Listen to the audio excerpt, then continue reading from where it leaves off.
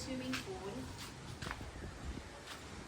Ito yung laki niya. Pwede maligo ang 20 to 25 na tao. May pang-adult. Ang pang-adult po ay 6 feet. Okay? Ang pang-bata ay 8 feet. Meron po siyang, pag binuksan, meron siyang umaano. So, to showing let's show you first the main road. Ito yung Aguado proper.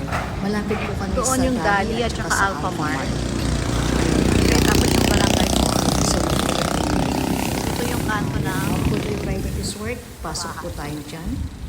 Yan. Pangalawa lang po kami sa kanto na bahay. So, ito yung unang bahay. And then, yung pangalawang may kulay puti. Yan na po. So, pasok po tayo. Ito yung gate. At pagbukas pa lang po ng gate ay makikita nyo na po yung bahay.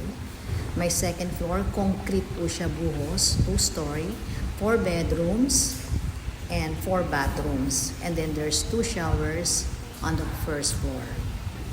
So, tara na. Punta po tayo muna sa swimming pool.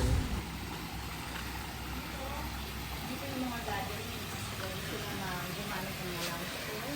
Meron pa rin projector. Gamit ang Bluetooth.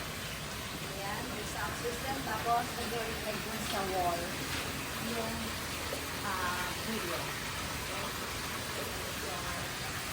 Ito yung aming swimming pool. Inviting. Ayan. Merong falls. Sa gabi, yung lighting. Ayan. Pwede yung lighting. So, ang aming swimming pool ay 6 feet for adults and 3 feet for children.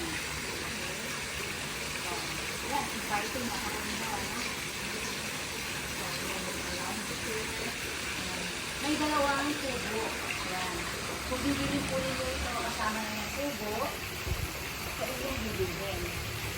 Okay, so, pati itong mga lounge chair, lahat na yan dito, isasama sa isa. Ibibili po ninyo.